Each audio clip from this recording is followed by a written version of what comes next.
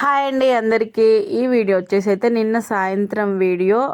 Night డిన్నర్కి ఏమైనా చేద్దామా అని చెప్పేసి అనుకున్నా. ఏం చేద్దాంలే అనుకుంటే చాలా ఈజీగా అయిపోయేది, ఏదైనా చేసుకొని తిందాం, రోజు అన్నమే కదా తినేదని చెప్పేసి పావు కిలో కొన్ని ఎక్కువ, అరకిలోకు తక్కువ బియ్యం అయితే తీసుకున్నా. ఇక్కడనైతే నేను ఒక 4 కోడిగుడ్లు అయితే షాప్కి వెళ్ళి అయితే తీసుకొచ్చుకున్నా. ఇంట్లో ప్రస్తుతానికి కోడిగుడ్లు అయిపోయినాయి కాబట్టి షాప్కి వెళ్ళి అయితే తీసుకొచ్చుకున్నా. నేను ఇక్కడ నీళ్ళు పోసుకొని అందులో కొంచెం ఉప్పు వేసుకొని అయితే కోడిగుడ్లు అయితే పెట్టేసుకున్నా. నేను 4 కోడిగుడ్లు తెచ్చుకున్నా కదా, నాకు 3 మంచిగా వచ్చినాయి, ఒకటి ఖరాబ్ అయిపోయింది. అది ఒకటైతే తీసేసిన. అక్కడ ఉడికిన తర్వాత నేను బయటికి వెళ్ళి ఆ ఖరాబ్ అయిన గుడ్డు పారేసి మంచిగా అవి పొట్టు తీసుకొని క్లీన్ చేసుకొని అయితే తీసుకొని వచ్చేసిన అన్నట్టు. మీరు గ్యాస్ క్లీన్ చేసుకోరా అని మీరు అనొచ్చు. క్లీన్ చేసుకుంటా. నేను ఒక కోడిగుడ్డు ఖరాబ్ అయిందని చెప్పిన కదా, అది పొంగి అందులో పడ్డది అన్నట్టు. అప్పటికప్పుడు వేడిగానే ఉంటుంది కాబట్టి అది కొంచెం నీట్గా చేసుకోలేదు అంతే. ఇక్కడనైతే కుక్కర్ అయితే పెట్టేసిన.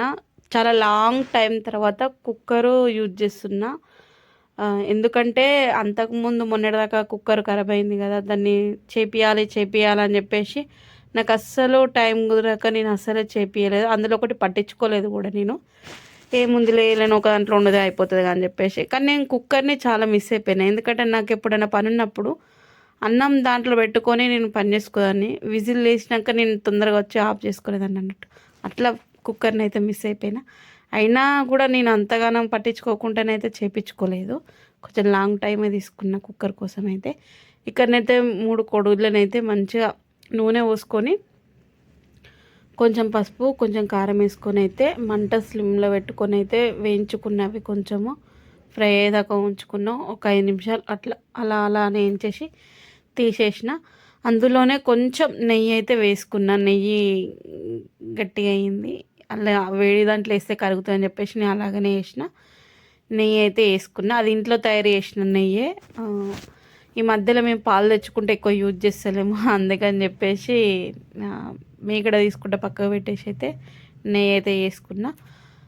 అందులోనే బగారాకు, ఆలకులు, లవంగాయ, చెక్క, సాజీర, ఇంకొకటి చిన్నది పువ్వు ఉంటుంది కదా, అది కూడా వేసుకున్నా. ఎక్కువ మసాలాలు యూజ్ చేసుకోకుండా వేసుకొని, అలాగే ఒక 4-5 మిర్చి తీసుకొని అయితే సన్నగానే కోసి వేసుకున్నా. కొంచెం పెద్దగానే, మరీ చిన్నగా ఏం కొయ్యలేదు. ఎందుకంటే మనం ఎలాగో ఉడుకుతుంది కాబట్టి మరి అంత చిన్న గొయ్య అవసరం కూడా లేదని చెప్పేసి అయితే పెద్దనే కోసుకున్నా. అందులోనే కొంచెం కరివేపాకు, ఒక ఉల్లిగడ్డనైతే కోసుకున్నా. అవి కూడా కొద్దిసేపు మంచిగా ఫ్రై అయిన తర్వాత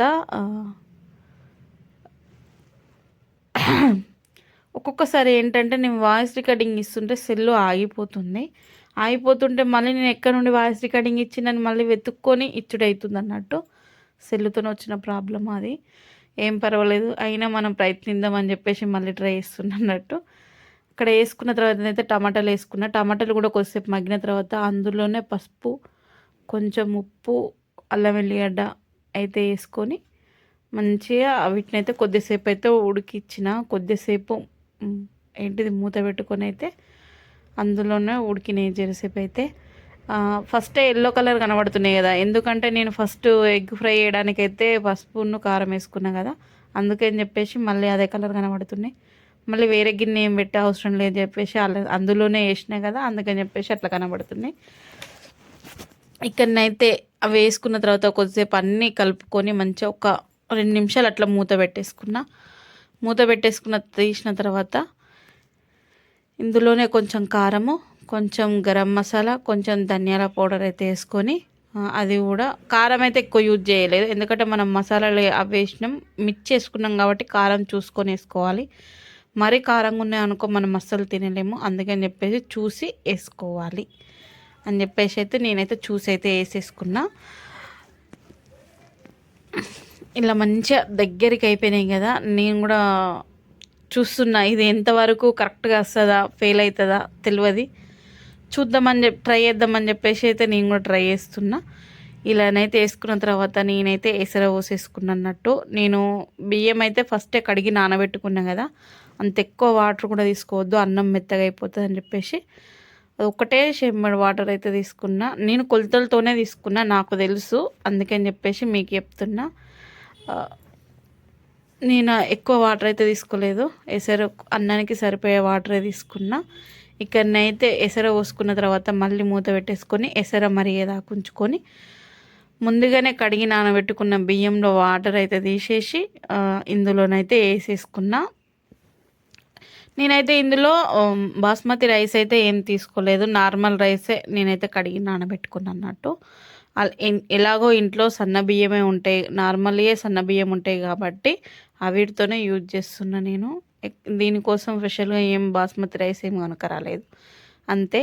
ఇక్కడనైతే నేను అన్నం వేసిన తర్వాత బియ్యం వేసిన తర్వాత మొత్తం కలుపుకొని కొంచెం కొత్తిమీర కూడా పెట్టుకొని ఫస్ట్ ఉడకబెట్టి మనం ఫ్రై చేసుకున్న కోడిగుడ్లను కూడా అందులోనే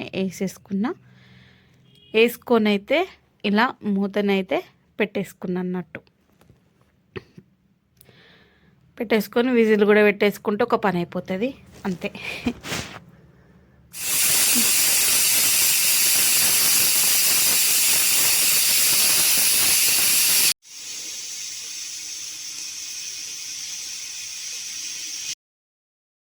ఇక్కడనైతే ఒక 3 విజిల్ వచ్చిన తర్వాతనైతే పక్కకు పెట్టేసుకున్నా. 3 విజిల్ తర్వాత ఆవిరి మొత్తం పోయిన తర్వాత తీసి చూస్తే ఇలా అయ్యింది. ఇలా వేసింది అలాగే కొత్తిమీర వేసింది, కొత్తిమీర లెక్కనే ఇలా వేసినాయి అలానే ఉన్నాయి. అన్నం కూడా పర్ఫెక్ట్గా అయిపోయింది. మేమైతే ఇలా చేసుకున్నాము. ఇందులోకి కాంబినేషన్ ఏమైనా ఉండాలి కదా, ఇప్పుడు ఏం కర్రీ వండుతలేమని చెప్పేసి మా ఇంట్లోనైతే పెరుగు ప్యాకెట్ అయితే ఉండే ఒక 10 రూపీస్ ఇది. దాన్ని అయితే పోసేసుకొని మంచిగా కలుపుకొని కొంచెం ఉప్పు, ఒక చిన్న ఉల్లిగడ్డ పోసుకొని రైత లెక్కనైతే చేసుకున్నాను అన్నట్టు. ఇంకా అందులో క్యారెట్ అదొకటి ఇదొకటి వేసుకుంటారు, నేను ఏమేం లేదు, చిన్న ఉల్లిగడ్డ వేసుకొని కొంచెం ఉప్పు వేసుకొని కలుపుకొని అయితే పక్కా పెట్టేసుకున్నా. అంటే కాంబినేషన్ బాగుంటుంది కదా అని చెప్పేసి. మళ్ళీ దాంట్లోకి కర్రీ చారు అంటే ఇంకేం చేయలేము, అది చేసుడే పెద్ద అని చెప్పేసి అనుకున్నా నేనైతే. ఇలానైతే వేసుకొని ఇవన్నీ రెడీ చేసుకొని అయితే టీవీ చూసుకుంటూ తిందామని చెప్పేసి అవన్నీ పట్టుకొని వెళ్ళైతే లోపల కూర్చొని అయితే వేసుకున్నాం అన్నట్టు. ఇదంతా చేసుడు ఒక ఎత్తు అయితే ఆ లోపలికి తీసుకుపోవడం ఇంకొక పని నాకైతే. అక్కడనే తినేయచ్చు కదా అంటే లేదు, మేము అక్కడ తినము, టీవీ చూసుకుంటే తినాల్సిందే తప్పనిసరిగా. ఏదేమైనా ఏం చేసినా కూడా, చాయ్ తాగినా కూడా పిల్లలు టీవీ దగ్గరికి వచ్చేది అవుతారు. మేము ఎందుకో రూమ్ని బాగా మిస్ అయిపోతాం, అనవసరంగా ఇళ్ళకి వచ్చినామా అని అనిపిస్తుంది నాకైతే ఒక్కొక్కసారి. అంటే రూమ్ అంటే ఓన్లీ కిచెన్నే సపరేట్ చేసేసినాం కదా, అలానే ఉంటే అయిపోవు కదా అని చెప్పేసి అనిపిస్తుంది. ఇక్కడైతే నేను ఫస్టే 3 ప్లేట్లలో 3 కోడిగుడ్లు వేస్తున్నాను, ఎందుకంటే అన్నము కొంచెం ఇచ్చుకపోతుందేమో అని చెప్పేసి వేస్తున్నా అన్నట్టు. మా అన్నం అయితే ఇలా వచ్చేసింది.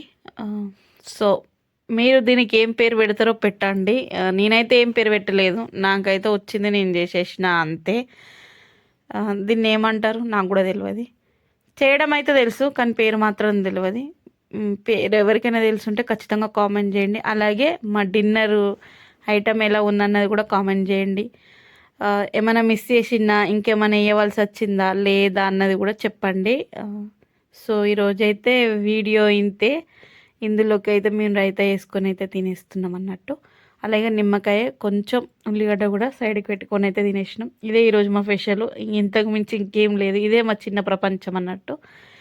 ఇక్కడ సిద్ధు నేను వెయిటింగ్ తినడానికి. సిద్ధు అయితే ఆల్రెడీ తింటుండు, నేనే అయ్యో నిమ్మకాయ వండుకోవ సిద్ధు అని చెప్పి మరి ఇచ్చి తినిపిస్తున్నా. సో మా స్పెషల్ అయితే ఇది. దీన్ని ఏం పేరు పెడతారు అన్నది ఖచ్చితంగా చెప్పండి.